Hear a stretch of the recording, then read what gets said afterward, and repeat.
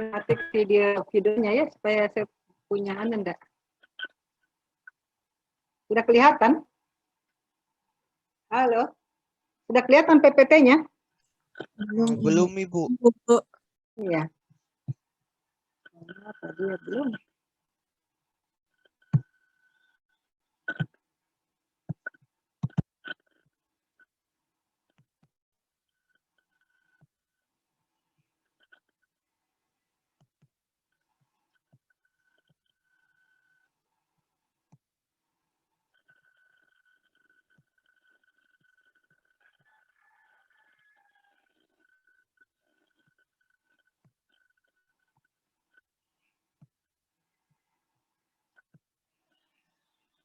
Oke, sudah kelihatan?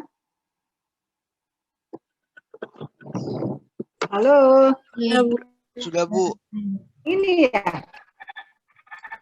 Yang Anda maksud? Ini belum ya? Halo, mana? Hah? Yang mana yang belum?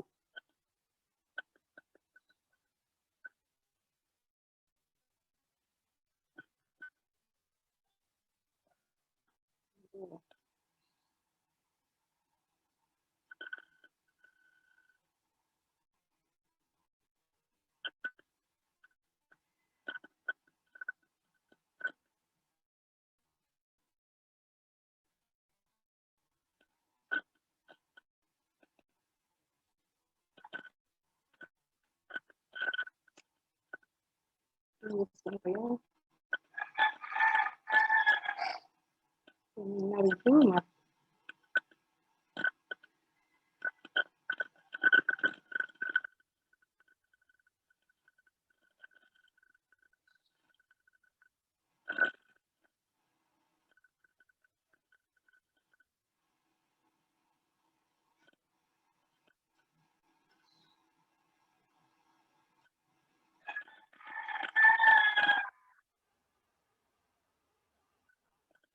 Obat tradisional, tunggu sebentar ya. Itu seminar deh.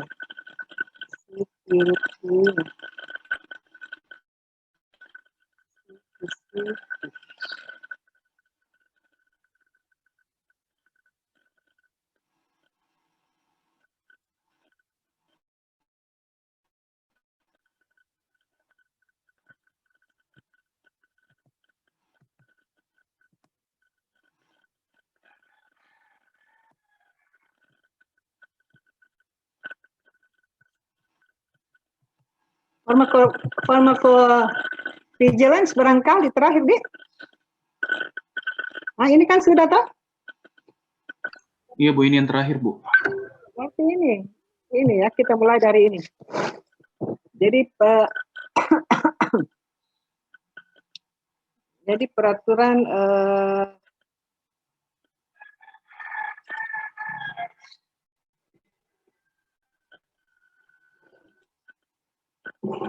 perundang-undangan ya.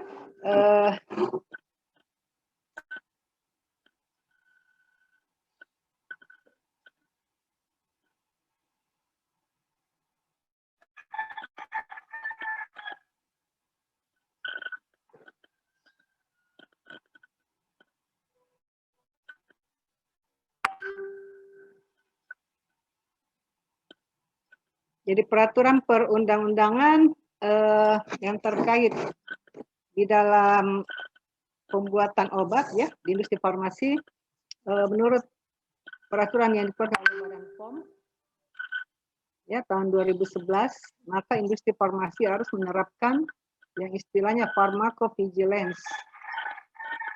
Artinya pharmacovigilance itu adalah seluruh aktivitas tentang pendeteksian ya atau penilaian asesmen, pencegahan efek samping atau masalah lainnya terkait dengan penggunaan obat.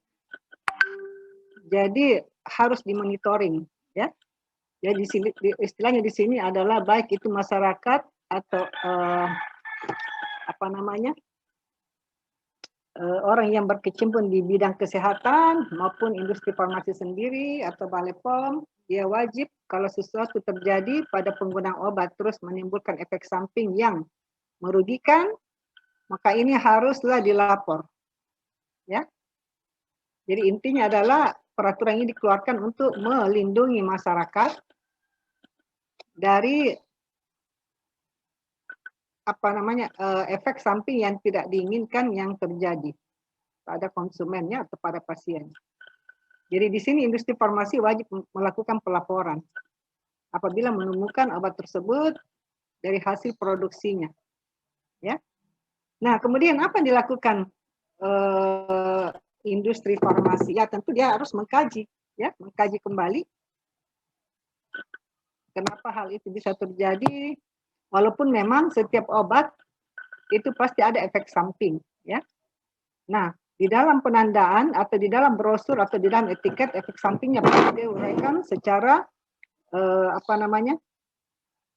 secara jelas, ya, efek apa yang bisa ditimbulkan. Tetapi kalau misalnya efek yang ditimbulkan oleh pasien itu berat, misalnya ya efek samping, maka itu harus dilaporkan, ya. Nah, pelaporan menurut peraturan yang dikeluarkan oleh Badan POM, makanya kerja dari industri farmasi itu juga berat, ya. Selain di apotik, di rumah sakit, di industri juga sangat berat, ya. Nah, menurut peraturan yang dikeluarkan Badan POM 2011 menyatakan bahwa pelaporan itu bisa, seperti saya katakan tadi, pelaporan spontan, ya, yang siapa saja yang bisa melaporkan, atau pelaporan berkala setelah dilakukan pemasaran. Jadi industri farmasi itu walaupun dia sudah pasarkan produknya, tetap dia harus pantau terus, ya. Nah, kemudian juga harus melaporkan studi keamanan setelah dilakukan pemasaran. Lalu pelaporan dalam bentuk publikasi atau literatur ilmiah. Kemudian pelaporan tindak lanjutnya adalah regulatori badan otoritas negara lain, ya. Itu bisa kita rujuk juga pelaporan tindak lanjut pemegang izin edar di negara lain. Kemudian pelaporan dari perencanaan manajemen risiko. Nah, yang badan otoritas negara lain ini misalnya baru-baru ini terjadi, ya, kalau saya tidak salah ranitidin, ya, yang bisa menyebabkan kanker, ya, sehingga maka ditariklah obat tersebut dengan batch tertentu, ya. Nah, kemudian di peraturan 2011 juga mencantumkan bahwa industri farmasi itu wajib mendokumentasikan semua data maupun pelaporan terkait dengan pharmacovigilance. Ya. Pharmacovigilance itu kan farmako artinya obat. Ya. Jadi obat-obat yang telah diedarkan kemudian mempunyai efek yang tidak diinginkan, ya. Nah, data dan pelaporan pharmacovigilance itu wajib diperlihatkan kepada petugas pemeriksa yang berwenang, ya. Karena memang Badan POM itu atau Dinas Kesehatan bisa jadi setiap berkala melakukan pemeriksaan, ya. Apa itu terhadap industri farmasi, terhadap apotik, atau terhadap pelayanan-pelayanan kesehatan lainnya, ya.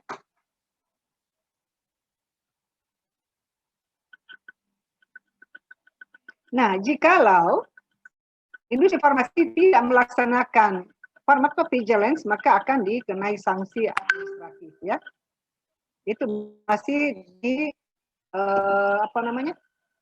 masih di peraturan Badan POM 2011. Nah, berurut-urut. Jadi semua peraturan ini ada sanksinya, ya. Kalau Anda baca di peraturan-peraturan yang dikeluarkan oleh pemerintah, baik itu undang-undang, Kementerian Kesehatan, Badan POM, itu pasti ada sanksi, mulai dari sanksi ringan sampai berat, ya. Yang pertama dilakukan peringatan secara tertulis. Nah, peringatan secara tertulis ini oleh yang berwenang itu harus ditanggapi, ya. Kemudian kalau tidak, maka akan dilakukan larangan mengedarkan untuk sementara waktu, atau perintah untuk penarikan kembali obatnya ataukah bahan obat. Kalau industri bahan obat, ya, yang beredar. Nah, tahapan berikutnya adalah dilakukan perintah pemusnahan obat tersebut jika terbukti tidak memenuhi persyaratan keamanan, ya, khasiat atau mutu. Ataukah yang paling berat adalah penghentian sementara kegiatan. Inilah aturan yang dikeluarkan oleh Badan POM terkait dengan pharmacovigilance, karena banyaknya dijumpai obat-obat setelah dipasarkan kemudian digunakan oleh pasien, ya, atau konsumen itu berakibat misalnya fatal, ya, maka pemerintah dalam ini mengendalikan hal tersebut dengan cara memonitoring, ya. Nah, sekarang terkait dengan promosi obat. Kalau kita lihat di televisi itu kan banyak, ya, promosi obat. Nah, ini juga diatur oleh Badan POM, peraturan yang dikeluarkan tahun 2002 tentang aturan-aturan di dalam industri untuk mengiklankan obatnya atau mempromosikan obatnya. Mengapa dia harus diatur? Pertimbangannya tentu untuk melindungi masyarakat, ya, dari risiko peredaran dan penggunaan obat yang tidak tepat akibat adanya promosi. Karena kadang-kadang promosi itu atau iklan itu berlebihan, ya. Jadi yang berlebihan, yang tidak tepat dan menyesatkan. Makanya di Badan POM itu ada ada tim yang melakukan monitoring. Jadi dia setiap saat nonton televisi, radio, mendengar radio dan sebagainya. Untuk melihat apakah promosi yang dilakukan oleh industri tersebut tidak berlebihan atau tidak menyesatkan konsumen. Maka dia nonton, ya. Nah, jadi promosi, apa yang dimaksud dengan promosi? Promosi terkait menurut peraturan tahun 2002 yang dikeluarkan oleh Badan POM menyatakan adalah semua aktivitas pemberian informasi. Jadi sebenarnya iklan itu atau promosi itu memberikan informasi. Cuma kadang-kadang informasinya kelewatan, ya. Barangkali supaya masyarakat itu membeli produknya, ya. Jadi kadang-kadang kelewatan. Jadi promosi itu kegiatan pemberian informasi dan himbauan mengenai obat jadi yang memiliki izin edar yang dilakukan oleh industri farmasi dan PBF. Dengan tujuan untuk meningkatkan agar dokter melakukan peresepan, ya, penjualan dan penggunaan obat. Jadi itu aja tujuannya supaya laku obatnya, istilahnya, ya, istilah kasarnya. Nah, makanya kalau kita lihat di televisi itu pada waktu dia promosikan obatnya, langsung laboratorium yang diperlihatkan dan langsung juga dinyatakan bahwa obat tersebut produksi obat tersebut telah menerapkan cara pembuatan obat yang baik atau cara pembuatan obat tradisional yang baik. Selalu pertama itu dia sebutkan. Karena konsumen tahu, kalau misalnya dia menerapkan itu, ya pasti obatnya tidak diragukan, ya. Karena setiap saat dimonitoring oleh Badan POM. Tahap demi tahapnya, ya. Nah, jadi semua obat produk jadi tersebut, apakah itu dia dari golongan obat bebas terbatas, ataukah obat dengan resep dokter itu dapat dipromosikan. Cuman sarananya berbeda. Kalau obat yang harus melalui resep dokter ataukah obat yang penandaan itu adalah penggolongan obat adalah obat keras, narkotika maupun psikotropika atau prekursor, maka tidak boleh dilakukan promosinya atau iklannya pada masyarakat umum. Misalnya melalui televisi, radio, itu tidak boleh. Ya, jadi ada aturannya. Jadi obat-obat yang diresepkan oleh dokter, yang mana yang termasuk diresepkan, yaitu obat-obat keras, obat psikotropika, narkotika maupun prekursor tidak boleh dipromosikan kepada masyarakat umum. Artinya tidak boleh dipromosikan melalui televisi, radio, dan sebagainya. Nah, yang dapat dipromosikan di televisi atau audiovisual dan elektronik itu hanyalah obat bebas maupun obat bebas terbatas. Ya, ingat itu ya. Siapa tahu nanti ada keluar dari ujian UKI-nya di apoteker, di program apoteker ya. Jadi ini kau semua baca nih aturan-aturan ya. Nah, jadi tidak boleh ya hanya untuk obat bebas dan obat bebas terbatas ya. Sedangkan untuk promosi obat-obat keras, yaitu hanya bisa di majalah ilmiah, ya, majalah ilmiah, jurnal dan sebagainya. Jadi beda. Kemudian di aturan yang dikeluarkan oleh Badan POM tahun 2002 juga menyatakan bahwa industri farmasi atau pedagang besar farmasi dilarang bekerja sama dengan apotek dan penulis resep itu ya dokter ya. Tidak boleh melakukan kerjasama di dalam hal mempromosikan obatnya atau supaya obatnya digunakan ya. Nah, kerjasama dalam peresepan obat dengan apotek dan atau penulis resep dan suatu program khusus untuk meningkatkan penjualan obat tersebut. Jadi dilarang ya. Kemudian yang berikutnya adalah dilarang memberikan bonus atau hadiah, apakah itu berupa uang tunai, bandraft, pinjaman, voucher, tiket, dan barang kepada penulis resep yang meresepkan obat produksinya atau yang didistribusikannya. Jadi sangat keras pelarangannya ya. Cuma kita tidak tahu realitanya seperti apa. Apakah ini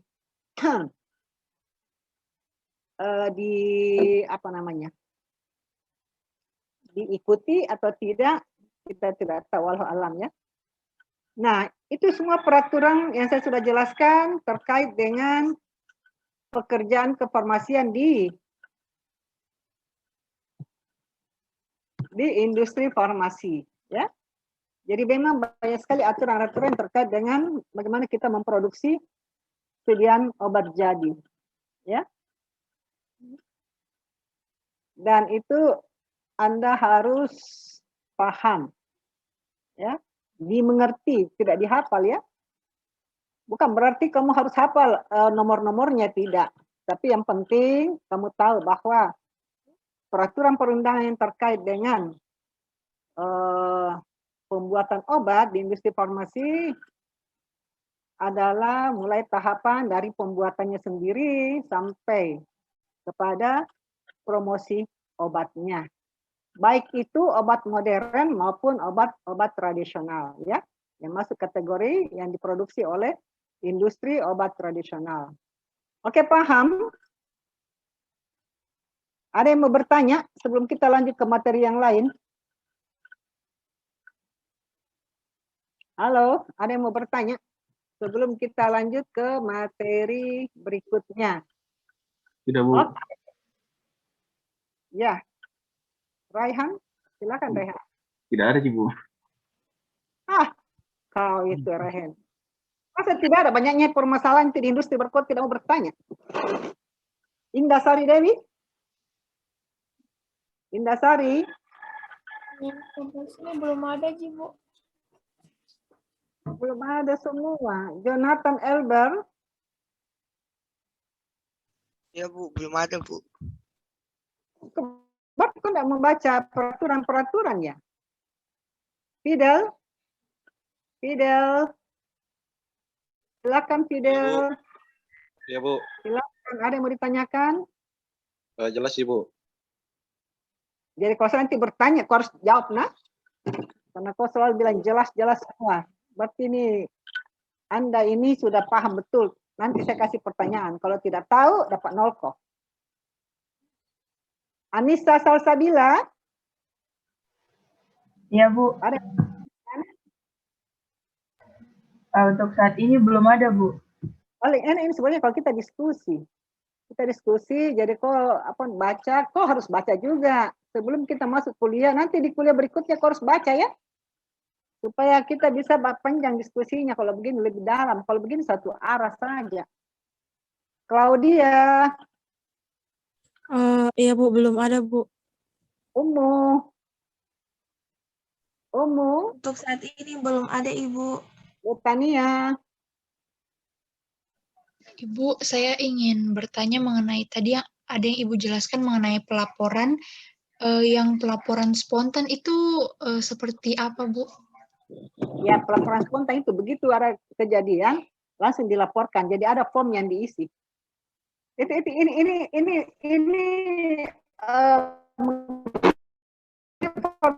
farmakopi sudah disosialisasikan di bidang kesehatan maupun masyarakat umum. Jadi begitu ada jangan didiamkan. Begitu terjadi misalnya kita minum obat sesuatu ya, kemudian terjadi hal yang tidak diinginkan, cepat laporkan, ya. Bisa Anda laporkan langsung ke Balai POM yang ada di setempat, di dinas kesehatan, mereka sudah tahu itu, sudah ada formnya. Jadi spontan laporkan, jangan didiamkan, supaya industri farmasi tahu bahwa obat yang diproduksinya itu mengalami seperti itu. Jangan nanti dikaji, apakah memang obatnya ataukah ada hal lain, ya. Seperti spontan. Tapi memang harus masyarakatnya kritis, ya. Nah, biasanya orang didiamkan saja.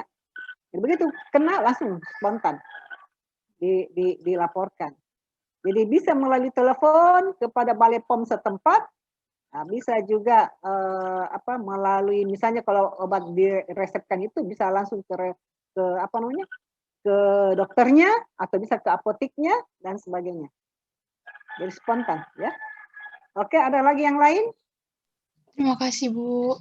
Tidak ada, kita lanjut ya. Karena saya jam 9 juga ada seminar. Pusingnya ini. Kenapa bertepatan semua waktunya. Oke, saya mulai lagi ke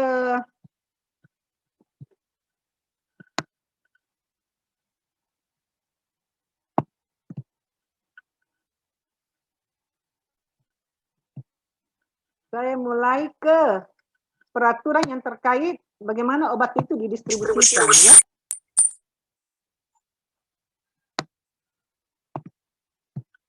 Nah, peraturan yang terkait bagaimana obat tersebut didistribusikan juga ada aturannya. Jadi setelah industri farmasi memproduksi obat jadi, tentu obat itu sudah diregistrasi dan sebagainya, tentu obat itu didistribusikan. Nah, institusi yang berhak mendistribusikan adalah pedagang besar farmasi atau biasa kita sebut sebagai PBF, ya. Nah, menurut peraturan Menteri Kesehatan nomor 34 tahun 2014, dia mengatur bahwa obat yang dihasilkan atau yang diproduksi oleh industri farmasi itu haruslah didistribusikan oleh pedagang besar farmasi atau PBF. Apa pertimbangannya? Mengapa pemerintah mengeluarkan aturan seperti itu? Nah, pertimbangannya adalah agar masyarakat terlindungi dari peredaran obat dan bahan obat yang tidak memenuhi persyaratan mutu, keamanan maupun khasiat. Sehingga harus diatur bahwa yang bisa mendistribusikan itu adalah PBF. Makanya PBF juga harus terdaftar sama dengan industri farmasi. Pada waktu dia akan memproduksi obat, dia harus meminta izin untuk mendirikan pabrik dalam bentuk PT. Pedagang besar farmasi juga seperti itu. Ya? Permisi. Kedengaran? Slide-nya tidak. Halo, kedengaran? Terdengar, Bu. Tapi slide ada slide-nya kita share, Bu, karena tidak ada di sini terlihat. Oh, sorry, kenapa kau diam-diam? Kamu enggak bilang-bilang. Sudah ada, Mi? Ayo, Bu. Sudah, Bu. Makasih. Jadi seperti saya katakan tadi, bahwa Menteri Kesehatan juga mengatur tentang bagaimana peredaran obat, ya. Setelah obat diproduksi oleh industri farmasi, sekarang kita pindah ke peraturan yang terkait dengan peredaran obat. Nah, di situ sudah diatur Permenkes 2014, ya, bahwa yang mengedarkan obat setelah diproduksi itu adalah pedagang besar farmasi. Nah, PBF atau pedagang besar farmasi yang pusat maupun cabang itu hanya dapat mengadakan obat, menyimpan dan menyalurkan obat atau bahan obat yang memenuhi persyaratan mutu yang ditetapkan oleh Kementerian Kesehatan. Jadi dia harus mengedarkan hanya yang mutunya bagus, ya. Makanya di PBF itu juga harus ada apoteker. Apoteker penanggung jawabnya, ya. Karena dia yang tahu yang mana yang dikatakan mutu obat yang bagus atau tidak.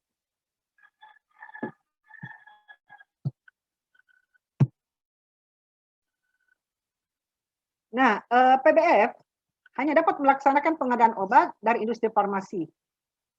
Ingat itu. Ingat semua yang seperti ini ya, aturan-aturan ya. Karena ini yang biasanya banyak soal yang berupa kasus, studi kasus ya. Soal berupa studi kasus yang terkait dengan seperti ini. Jadi yang penting intinya Anda tahu bahwa PBF menurut peraturan tahun 2017 dari Permenkes menyatakan PBF hanya dapat melaksanakan pengadaan obat dari industri farmasi. Ingat itu, ataukah dengan sesama PBF.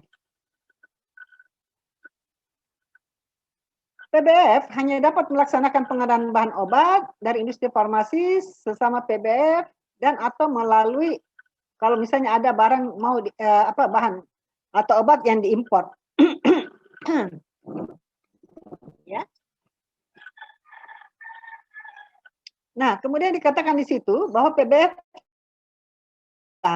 ini cabang yang biasanya ada di daerah-daerah itu hanya dapat melaksanakan pengadaan obat atau bahan obat dari PBF pusat, ya. Jadi PBF pusat mendistribusikan ke PBF cabang ataukah PBF cabang lain yang ditunjuk oleh PBF pusat. Nanti di trade saya kasih kasusnya yang terkait yang ini ya. Kasih ingat saya ya.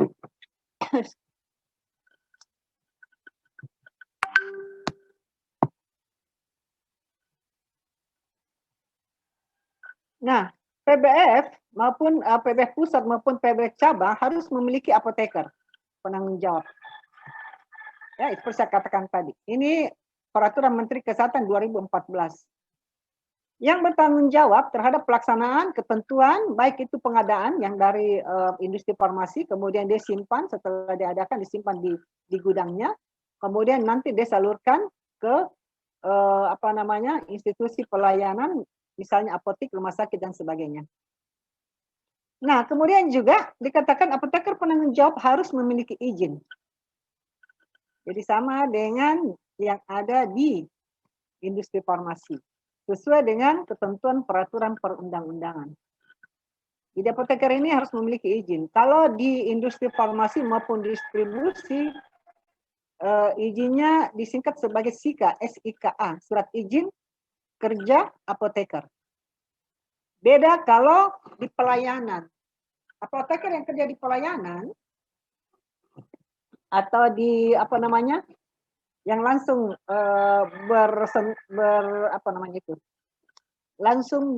berhadapan dengan pasien,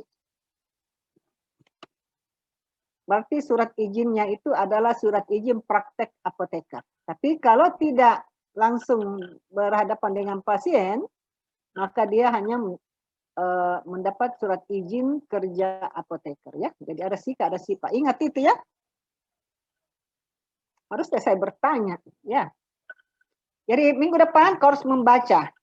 Kita mengenai apotik minggu depan, kau harus membaca peraturan-peraturan yang terkait. Oh iya, oke, sebelum saya lupa. Siapa lagi nama ketua kelasnya? Ya, Nurul Aisyah, nanti kasih tugas, buatkan nanti tugas teman-temanmu. Ada berapa orang jumlahnya, Kak? 19. Jadi tugasnya itu nanti ada yang mencari peraturan perundang-undangan yang terkait dengan pembuatan obat atau industri farmasi ya. Industri farmasi modern maupun tradisional maupun kosmetik. Ya.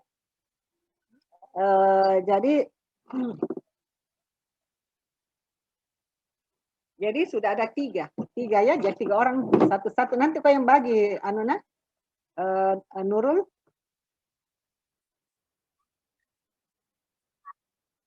Tidak, satu orang satu.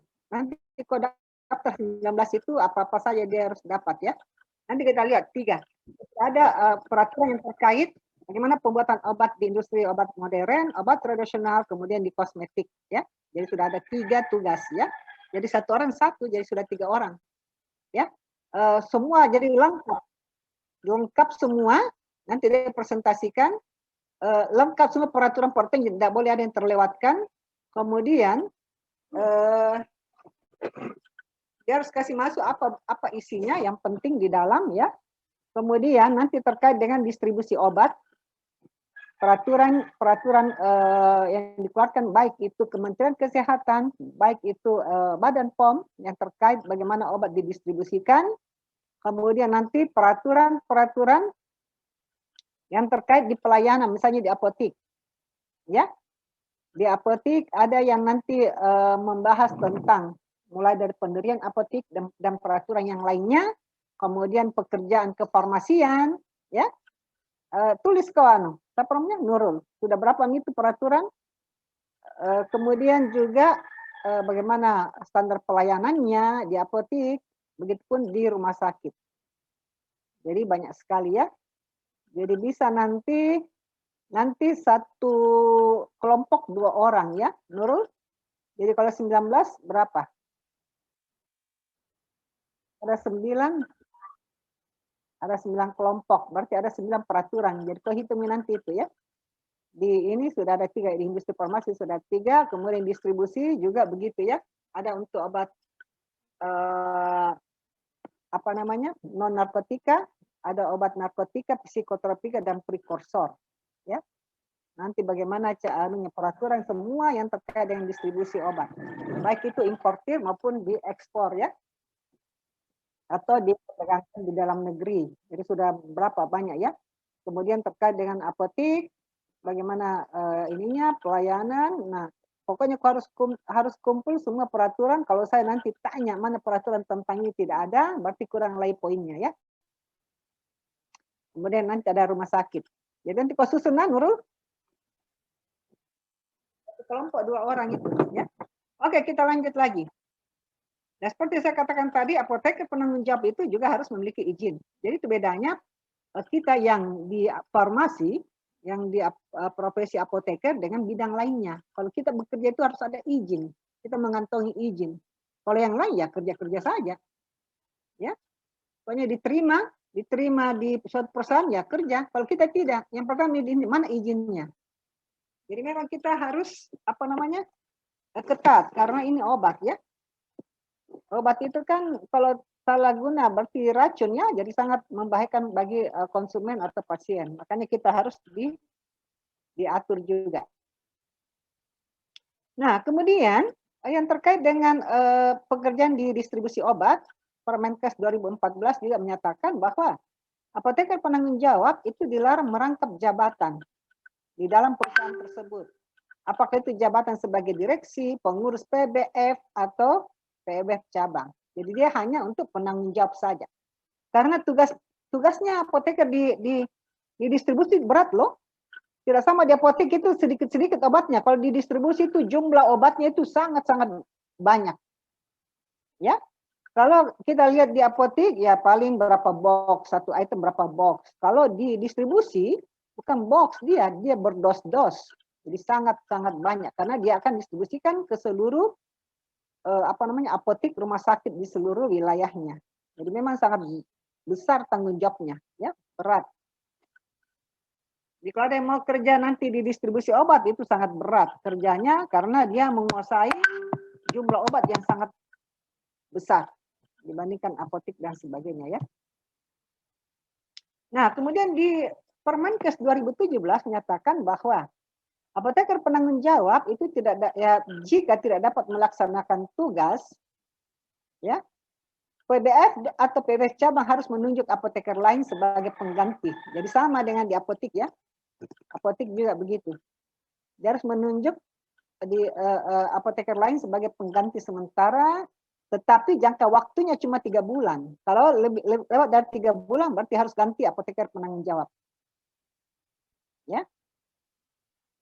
misalnya sakit atau ada hal lain, boleh digantikan dengan apoteker pengganti sementara. Tetapi kalau lewat 3 bulan, maka dia harus mengganti apoteker penanggung jawabnya.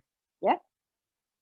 Nah, kemudian di aturan ini juga menyatakan bahwa PBF cabang hanya dapat mendistribusikan atau menyalurkan obatnya hanya ke di wilayah provinsi sesuai surat pengakuannya. Misalnya, PBF cabang Encefal pusatnya di Jakarta. Cabangnya ada di Makassar untuk wilayah Sulawesi Selatan. Kemudian misalnya di Surabaya untuk wilayah Jawa Timur ya. Maka dia harus menyalurkan obatnya ya di wilayah provinsi itu. Tidak boleh nyebrang ke Sulawesi Barat misalnya. Karena di Sulawesi Barat juga ada. Kecuali, nah ini nanti kecualinya, ada nanti di belakang. Kalau obat yang di wilayah itu habis, maka di PBF cabang yang terdekat boleh menyalurkan ke situ, tapi dengan izin PBF pusat. Jadi ada surat tugasnya ya. Jadi sangat-sangat ketat. Pendatangan obat itu sangat ketat, penyalurannya itu sangat ketat ya. Nah, kemudian PBF cabang ini di Permenkes 2014, PBF cabang dapat menyalurkan obat atau bahan obat di wilayah provinsi terdekat. Ini yang saya maksud tadi ya. Untuk tugas dan atas nama PBF pusat. Jadi harus izin PBF pusat. Ada surat penugasan penunjukannya. Dan ini semua harus didokumentasikan ya. Suatu waktu Badan POM turun atau Balai POM melakukan pemeriksaan, itu bisa dibuktikan ya, ditunjukkan. Ya, dokumentasi itu sangat penting kalau kita bekerja ya. Kemudian dikatakan juga bahwa PBF pusat maupun PBF cabang hanya melaksanakan penyaluran obat berdasarkan surat pesanan. Nah, ini dia. Saya mau bertanya di sini. Harus berdasarkan surat pesanan yang ditandatangani oleh apoteker pengelola apotek.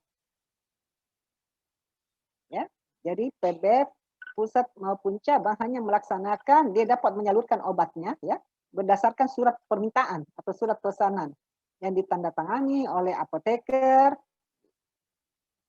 penanggung jawab di apotek, ya, ataukah tenaga teknis kefarmasian penanggung jawab untuk toko obat. Jadi khusus untuk toko obat bukan apoteker ya di situ. Penanggung jawabnya itu tenaga teknis tenaga teknis kefarmasian. Karena juga ruang lingkup yang diperdagangkan di toko obat itu hanya obat bebas dan obat bebas terbatas ya. Tidak boleh obat keras. Makanya hanya tenaga teknis kefarmasian. Tentu dengan mencantumkan di surat pesanannya itu adalah nomor SIPA-nya bagi apoteker ya. Penanggung jawab di apotek. Nomor SIKA-nya bagi yang di toko obat atau IKTPK. Ini dicantumkan di peraturan Kementerian Kesehatan 2014. Jadi PBF itu betul-betul begitu ada surat yang masuk, surat pesan yang masuk, dia harus ngecek apakah SIPA-nya itu masih berlaku atau tidak. Karena di nomor SIPA itu paling belakang ada tahunnya. Ya, misalnya bla bla bla, kemudian straight tahun 2000 misalnya 2017 atau 2021 atau 2022. Nah, kalau 2017 berarti dia harus tolak karena sudah expired. Kalau masih berlaku, baru masih bisa dilayani. Jadi ngecek terus. Dia melihat nomor SIPA. Jadi otomatis ya. Dan bagi PBF yang besar itu sudah computerized. Begitu dia masukkan, akan kelihatan bahwa ini sudah expired date. Jadi sudah tidak bisa dilayani atau diberikan obatnya.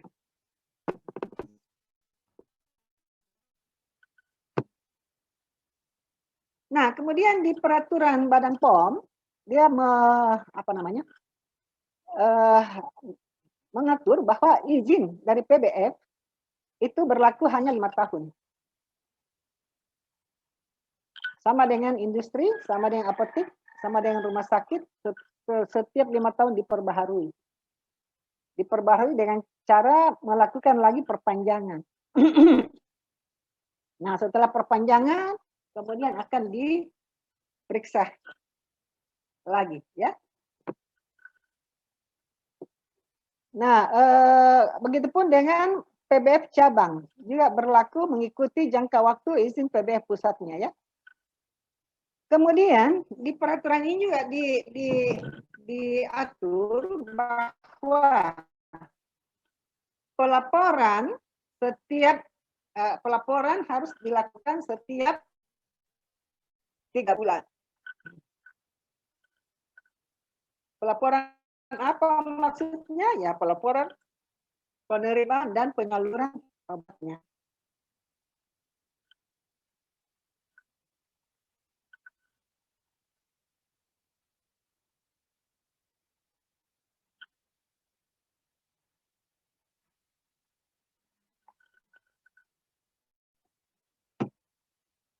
Jadi pelaporannya dilakukan setiap 3 bulan meliputi kegiatan penerimaan obat dari industri, kemudian penyaluran obatnya ke pelayanan apakah apotek atau rumah sakit, ya, melalui kepada Direktur Jenderal dengan tembusan kepada Pak Kepala Badan atau Kepala Dinas Kesehatan Provinsi dan kepada Kepala Balai POM setempat.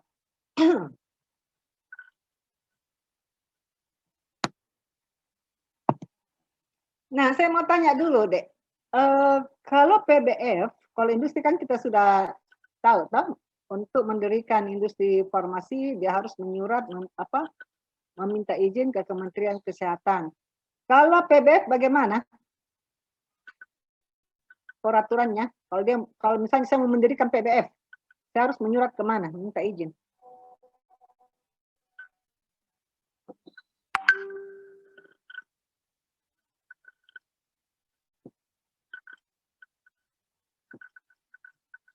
Halo. Halo. Ke Badan POM pusat, Ibu.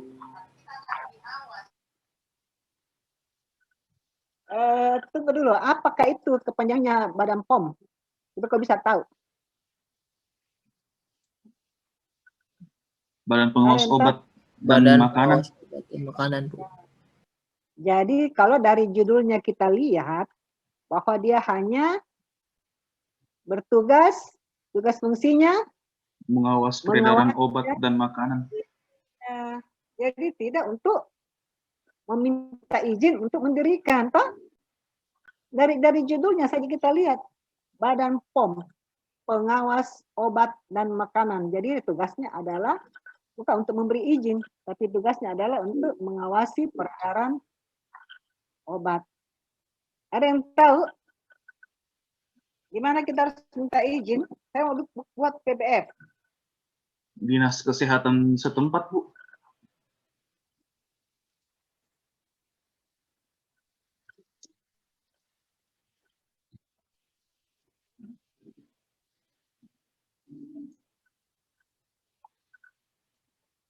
Jangan kau mengada-ngada, nah, kau harus lihat peraturan apa itu. Di peraturan mana kau baca? Di Dinas Kesehatan setempat.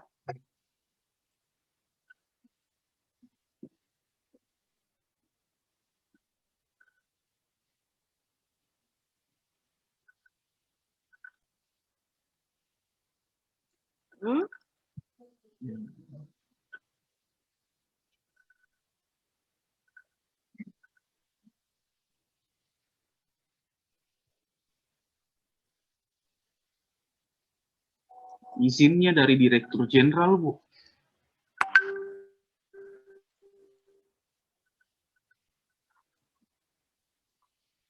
Karena saya baca di Permenkes nomor 1148 di sini. Katanya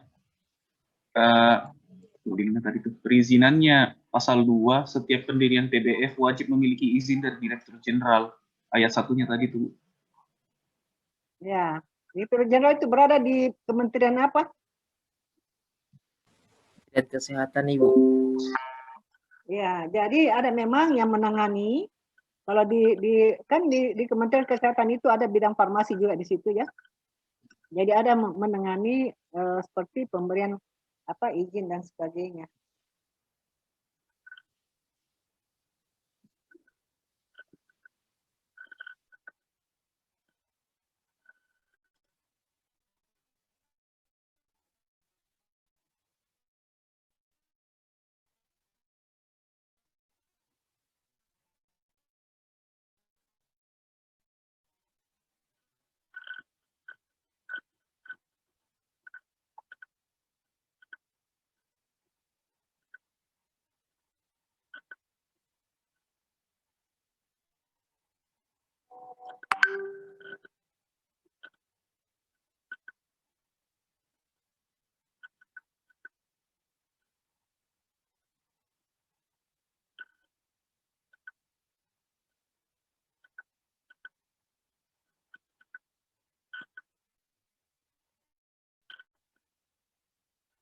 Nah, berarti kok memang tidak ada membaca-baca nih. Yakin baca-baca. Nah, kemudian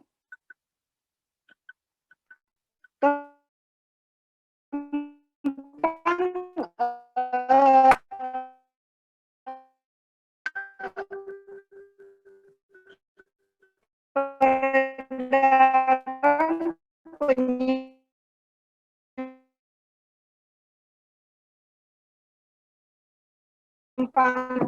prekursor, ya. Kedengaran suara saya, Dek? Tadi terputus, Terus, Ibu. Bu.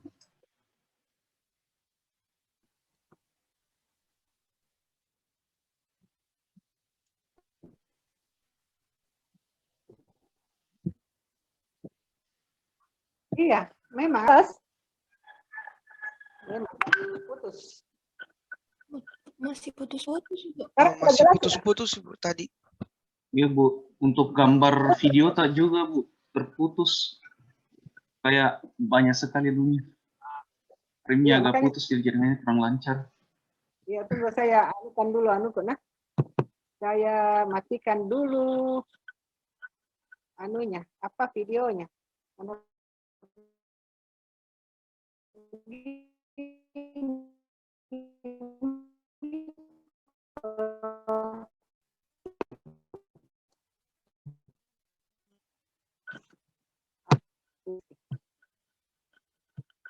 Kak, kalau terputus ngomong kok nah? Apa saya dengar? Tunggu dulu, saya matikan dulu videonya. Saya tidak terputus-putus.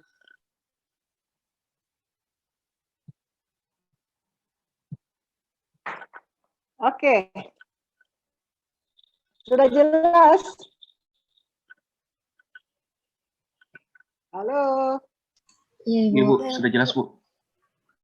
Cepat. Terputus-putus.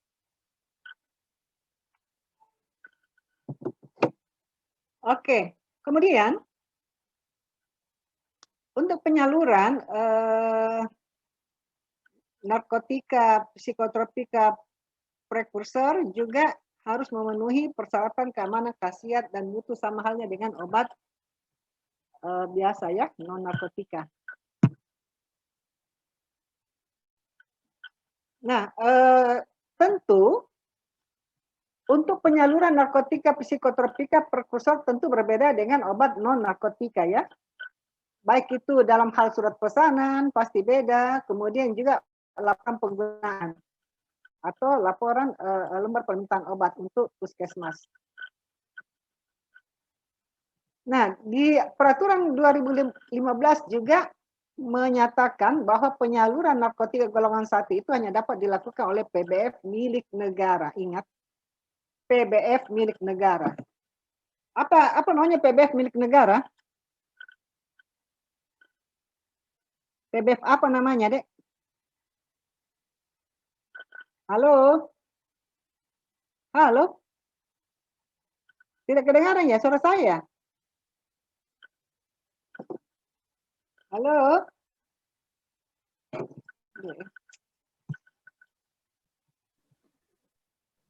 Pak, Sudah kedengaran ya suaraku? maaf Bu, bisa diulang pertanyaannya Bu? PBF, ini kan dikatakan penyaluran narkotika golongan 1 hanya dapat dilakukan oleh PBF milik negara. Apa nama PBF-nya? Kimia Farma Bu. Ya, Kimia Farma. Yang memiliki izin khusus impor narkotika juga harus PBF milik negara ya.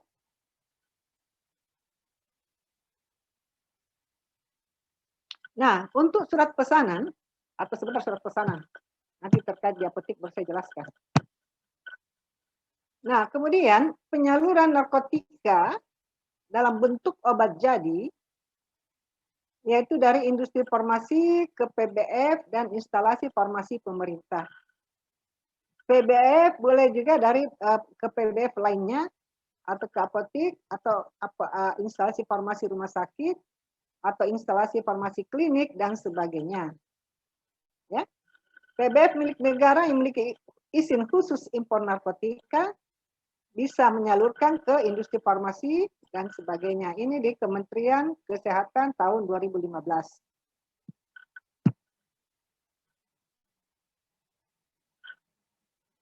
Nah, untuk instalasi farmasi pemerintah pusat, dia langsung ke instalasi pemerintah daerah. Itu yang mengedarkan obat-obat untuk puskesmas dan sebagainya ya. Jadi ada obat memang yang di-drop dari farmasi pusat ke daerah, termasuk dalamnya puskesmas maupun rumah sakit milik pemerintah ya. Begitupun dengan TNI dan kepolisian. Sedangkan di instalasi pemerintah daerah nanti dia mengedarkan ke instalasi farmasi rumah sakit yang dulu ini dikatakan sebagai gudang obat ya. Sekarang berubah nama menjadi instalasi farmasi pemerintah daerah. Nanti dia mengedarkan ke milik pemerintahan daerah. Jadi dari pusat ke daerah dulu, dari ini baru ke rumah-rumah sakit daerah maupun puskesmas ya.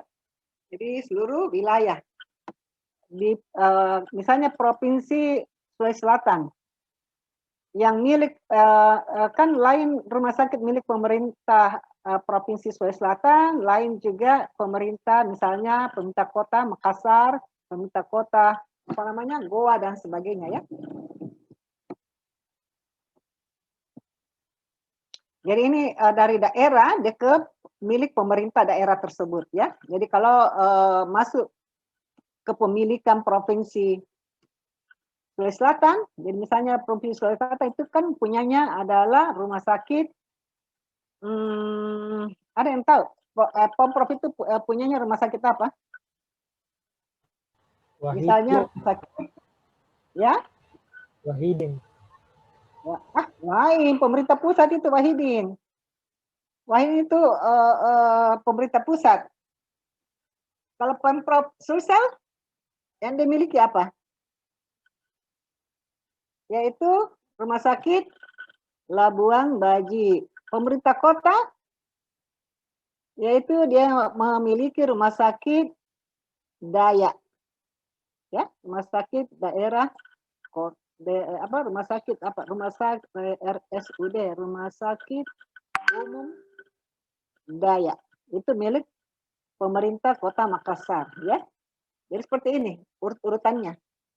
Jadi dari pemerintah pusat Jakarta kirim ke pemerintah pusat daerah ya.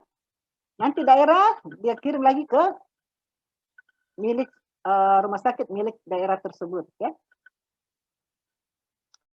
Nah, begitupun PBF dapat menyalurkan prekursor farmasi golongan obat bebas terbatas kepada toko obat.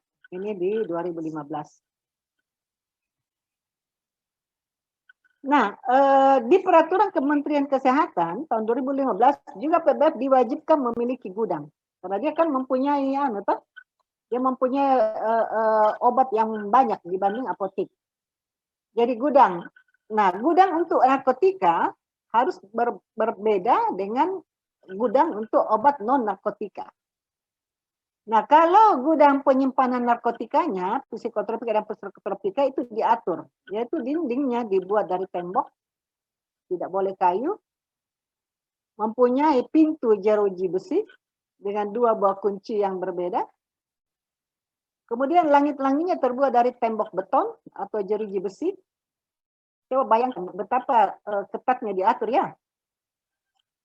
Nah, jikalau terdapat jendela atau ventilasi harus dilengkapi dengan jeruji besi. Gudangnya tidak boleh dimasuki oleh orang lain tanpa izin apoteker penanggung jawab. Karena ini berisiko sekali ya, narkotika, psikotropika. Kunci gudang itu dikuasai oleh apoteker penanggung jawab dan pegawai lain yang dikuasakan. Kalau misalnya ini apoteker penanggung jawab ada kegiatan lain yang tidak bisa ada di tempat, maka dia harus kuasakan ke pegawai lainnya. Ini diatur di 2015. Ini peraturan-peraturan yang lain saya sebutkan, nanti kau baca isinya lagi yang lain ya, karena yang pokok-pokok saja saya tampilkan di PPT.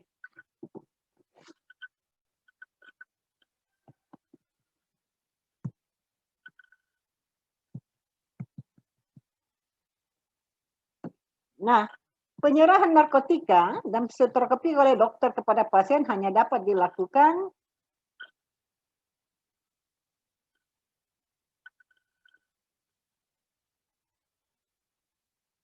kenapa ini muncul?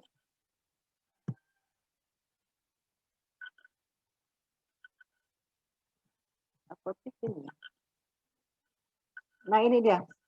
PBF harus memiliki tempat penyimpanan narkotika berupa gudang khusus untuk narkotika dalam bentuk bahan bakunya, gudang khusus narkotika dalam bentuk obat jadinya, gudang khusus psikotropika dalam bentuk bahan baku maupun obat jadi. Nah, begitupun dengan pemusnahan ya. Ini diatur di dalam Kemenkes 2015.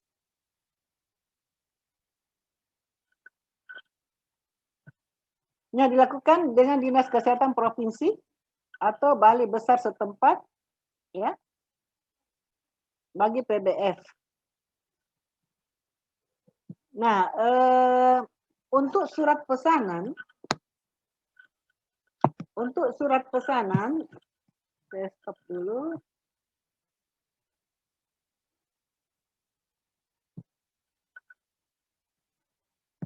Nah, untuk surat pesanan ya, tentu obat narkotika beda dengan obat non narkotika ya. Nah, ada PBF yang diberi kuasa untuk menyalurkan obat misalnya psikotropika. Jadi tidak semua psikotropika itu PBF diberi izin untuk mengedarkan ya. Ada beberapa PBF tertentu yang meminta izin untuk menyalurkan obat psikotropika ya. Nah, biasanya kalau khusus untuk psikotropika PBF tersebut membuat surat pesanan, kemudian nanti dia akan memberikan kepada apotek ya, contohnya seperti itu. Kalau narkotika itu juga dikeluarkan oleh PBF Kimia Farma ya. Jadi surat pesanan narkotika itu dikeluarkan oleh PBF Kimia Farma yang dapat dibeli oleh apotek-apotek, sehingga pada waktu dia akan melakukan pemesanan obat ya,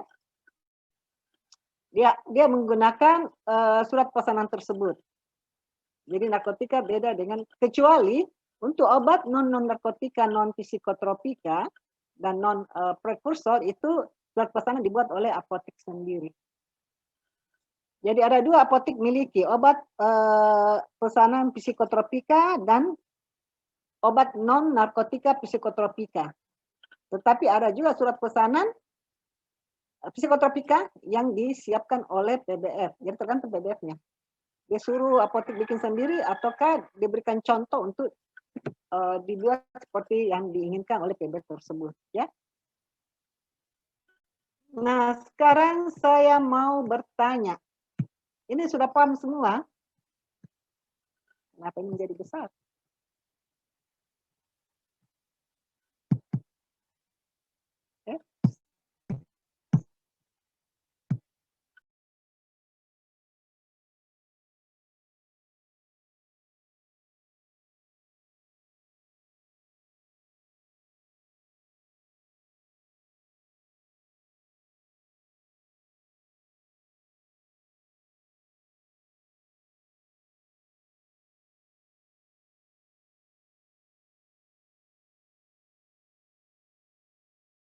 Bu. Indah, silakan Indah. Ya. Di slide 11 tadi yang materi distribusi ada mengenai pelaporan kegiatan dari PBF, Bu. Itu yang kalau misalkan PBF pusat dia juga melaporkan kegiatan dari PBF cabang atau hanya kegiatannya sendiri, Bu. Jadi masing-masing melaporkan. Masing-masing. Karena kalau di daerah, dia lapornya di daerah. Ya, kalau pusat di pusat juga. Bisa paham? Ya, kalau Bu. di daerah seperti saya katakan, di Dinas Kesehatan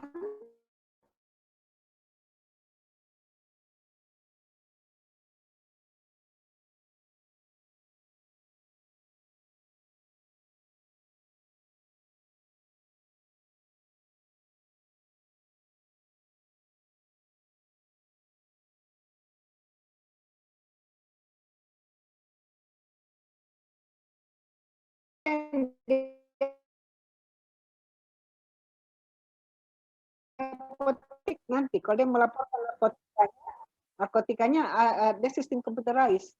Jadi pusat juga bisa lihat. Ya. Jadi terkonek dia di pelaporannya. Iya, Bu. Terima kasih, Bu. Nah, itulah masalah kalau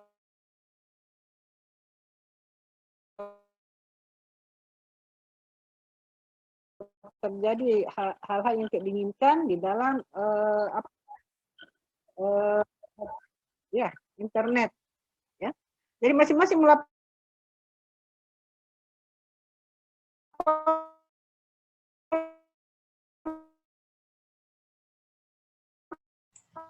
ya, terutama seperti itu, suara saya, seperti narkotika, ya. Kalau obat-obat lain 3 bulan. Ada lagi yang mau bertanya? Sebelum kita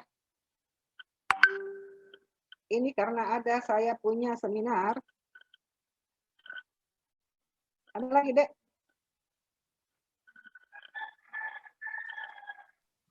Ibu, saya ingin bertanya mengenai, tadi Ibu sempat jelaskan kalau di setiap PBF ada apoteker penanggung jawab, tapi kalau misalnya apoteker tersebut tidak bisa menjalankan tugasnya entah karena sakit atau apa, itu harus diganti dengan apoteker lain dan paling lama 3 bulan. Apa akibatnya, Bu, kalau misalnya apoteker sementara itu gantinya lebih dari 3 bulan? Apakah apoteker utamanya itu akan sudah tidak bertanggung jawab di PBF tersebut lagi atau bagaimana, Bu? Ya, jadi di peraturan ini menyatakan bahwa kalau penanggung jawab atau apoteker penanggung jawabnya itu dia tidak bisa melaksanakan tugas lebih dari 3 bulan, jadi batas waktunya cuma 3 bulan ya, maka dia otomatis harus digantikan. Dia harus mencari penanggung jawab yang baru, yang punya PBF. Karena untuk pengganti sementara itu hanya berlaku 3 bulan. Jadi otomatis menurut aturan ini ya, kita kan menggunakan aturan ya, otomatis dia harus digantikan dengan apoteker penanggung jawab yang baru. Bisa mengerti? Dan Ya. ini, jadi memang apoteker itu kan dia pasti tahu aturan ini. Makanya biasanya itu kalau misalnya dia mau misalnya dia mau ke daerah lain ya, atau apa, dia harus minta izin memang bahwa saya harus mencari pengganti apoteker yang baru. Dia sudah tahu aturannya. Kita tahu semua itu. Sama dengan di apotek. Apotek juga hanya 3 bulan, ya.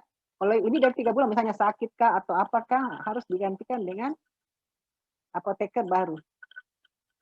Karena kalau tidak akan terlayani. Dia punya, pokoknya pekerjaannya itu terhenti, tidak akan terlayani. Misalnya di apotek, sudah lewat dari 3 bulan, maka dia tidak akan bisa pesan obat di PBF. Bisa mengerti? Begitupun juga di PBF. Kalau misalnya dia tidak ini, maka industri tidak akan memberikan juga, kan dia minta juga obat dari industri, toh? Industri juga tidak akan melayaninya. Oke, paham? Iya, paham, Bu. Makasih, Bu. Lagi yang lain, Dek. Itu yang pengganti yang hari Jumat libur itu, Bisa kau carikan waktu, anu? Kapan bisa? Siapa namanya? Nurul?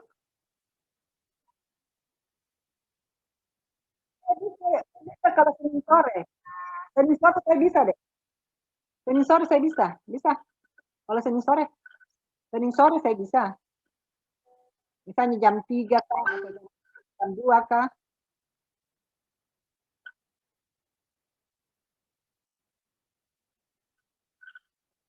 Oh, ada ya. Oke, kalau tidak ada lagi, saya cukupkan kuliahnya hari ini ya. Nanti kau carikan saya waktu ya, Anu, Nurul. Untuk kemudian tugasnya siap-siap dibuat, nanti kita presentasi minggu depan ya. Sebelum presentasi, saya akan memberikan dulu materi ya. Oke. Ini saya baru 2 kali ya. Berarti lain dengan kelas lainnya, kelas lain itu sudah, iya oke. Karena aku memang terlambat memang dari awalnya juga, Di. Kok terlambat, ya oke. Cari ke penggantinya cepat ya, supaya bisa sepadan dengan kelas yang lain. Oke, saya cukupkan hari ini dengan ucapan wassalamualaikum warahmatullahi wabarakatuh. Jadi kita saling mengucapkan ini ya, apa namanya? Kita selamat. Oke, saya pamit deh ya. Iya, Bu. Terima kasih banyak. Terima kasih, Bu. Ya.